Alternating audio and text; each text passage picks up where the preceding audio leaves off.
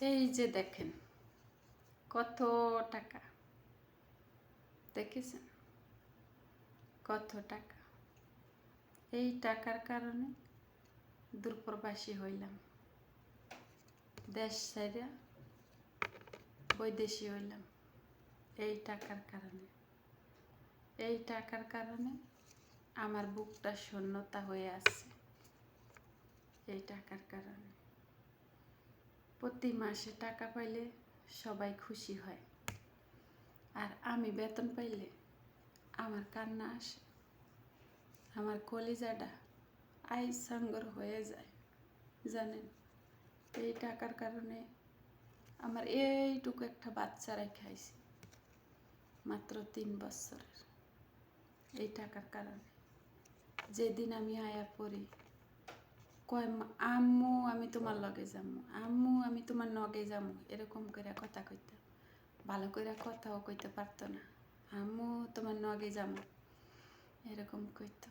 জানেন, আমার ওইটুকু বাচ্চাটা আল্লাহর রহমত এখন ভালো করে কথা কইতে পারে। এরকম নিজের হাতে খাবার খাইতে পারতো না।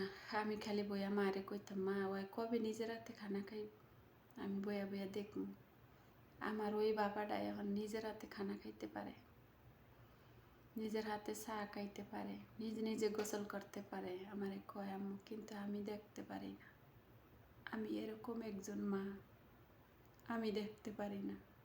আমার ঘরের আলো অন্যের ঘরে জ্বলে, আমার ঘরের শান্তি এখন অন্যের ঘরে, শুধু এই টাকার কারণে আর একজন মানুষের কারণে। তো বাংলাদেশে থাকতে অনেক টাকা ইনকাম করছি, বাংলাদেশে থাকতে পাইছি 20,000, তাও কোনো কাজে আসে না। যা পাইতাম তাই শেষ হয়ে যেত, কিন্তু টাকার মূল্য বুঝি নাই। যে টাকা না থাকলে যে এত কিছু হবে এটি কখনো বুঝি নাই। তাহলে টাকা আরও মূল্য দিতাম, তাইলে আর আমার আর এই দূরপ্রবাসে থাকা লাগতো না, দেশেই থাকতে পারতাম। তো টাকা এমন জিনিস, টাকার কারণে আজকে আমার 2টা বাবা থাকতো, আমার বুকটা শূন্য হয়ে আছে। জানেন, দুঃখে আমার কলজাটা ফাইটটা যায়, শুধু এই টাকার কারণে। তো আমি আল্লাহর কাছে শুধু কই যে আল্লাহ, আমার মতো এরম দুঃখুনি মা আর কেউরে তুমি বানাইও না। আমি হয়েছি একজন স্বার্থপর মা, বুঝছেন। স্বার্থপর না হইলে সন্তান থুইয়া কেউ দূরপ্রবাসে আসে না, না খায়া থাকলো। আমি এমন একজন স্বার্থপর মা। আপনারা সবাই দোয়া করেন যে আমার মতো এরকম স্বার্থপর মা যেন পৃথিবীতে আর না হয়।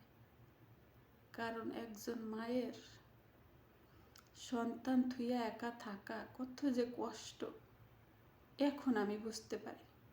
কিন্তু আমি বুঝি নাই যে আমি থাকতে পারবো না, আমার এত কষ্ট হইব। শুধু ওই ডাকাইতটার প্রতি আমার ঘৃণা জেগে গেছে যে আমি তোর কাছে থাকবো না, তোরে দেখবো না, আমার কষ্ট হবে না। আমি এমন জায়গায় যাবো যেতে তুই আমার ছায়াটা না দেখস, আমি তোর ছায়াটা না দেখি। এই জন্য আমার দূরপ্রবাসে আসা। কিন্তু এখন আয়া না পারি যাইতে বাবাগো কাছে, না পারি বিদেশে থাকতে, খালি কষ্ট হয়। বেতনটা হাতে আসলেই আমার কান্না আসে, বেতনটা হাতে আসলেই আমার কান্না আসে।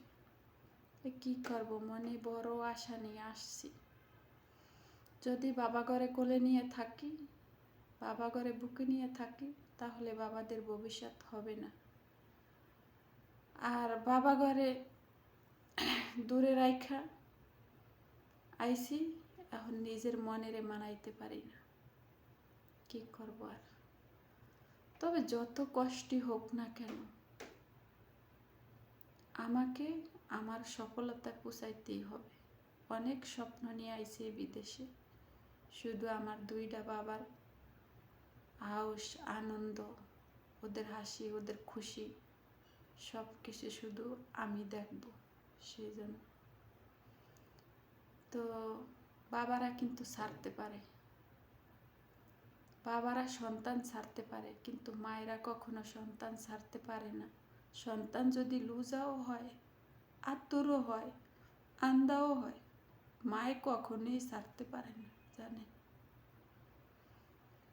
মায় আমারে কইতো, কেউ মা আমনের 5টা মাইয়া, তবু আপনি আমার লেগে এত কান্দেন কা? মায় কয়, মা যেদিন তুমি আমার মতো এরকম সন্তান তুই একলা থাকবা, এই দিন তুমি বুঝতে পারবা যে মায়েরও কত কষ্ট হয়। কিন্তু মার প্রতিটা কথা এখন আমার মনে হয়, জানেন, মার প্রতিটা কথা এখন আমার মনে হয় যে মায়ের ঠিকই কইছে,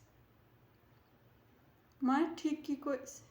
সন্তান থেকে দূরে থাকা যে কত যে কষ্টের, এই বিদেশে আয়া বুঝতে পারছি, যে এতদিন বুঝিনি। তো এই সব কষ্টের মূল্যই শুধু একজন মানুষ।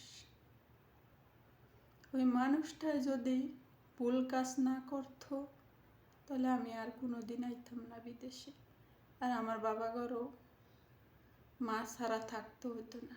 প্রতিটা নিঃশ্বাসে, প্রতিটা দমে দমে আমি শুধু তারই অভিশাপ দেই, আল্লাহ ওর বিচার তুমি করো, আমি তো করতে পারবোই না, ওর জোরের লাগে পারবো না, ওর মুখের বাসার লগে পারবো না। তো ও আমাকেও 3 মাইজরে যে সুখের আশা কষ্ট দিছে, বুঝছেন, ওই সুখ আল্লাহ ওর কপালে রাখে নাই, ওর কপালে ওই সুখটা রাখে নাই। আমরা থাকতে যে সুখটা করছি, ওই সুখটা এখন নাই। তো কেউ ওরে কাঁদায়া কেউ আসলে সুখে থাকতে পারে না, জানেন। কেউ রে কাঁদে, কেউ কখনো সুখে থাকতে পারে না। আল্লাহর বিচার আল্লাহই করে।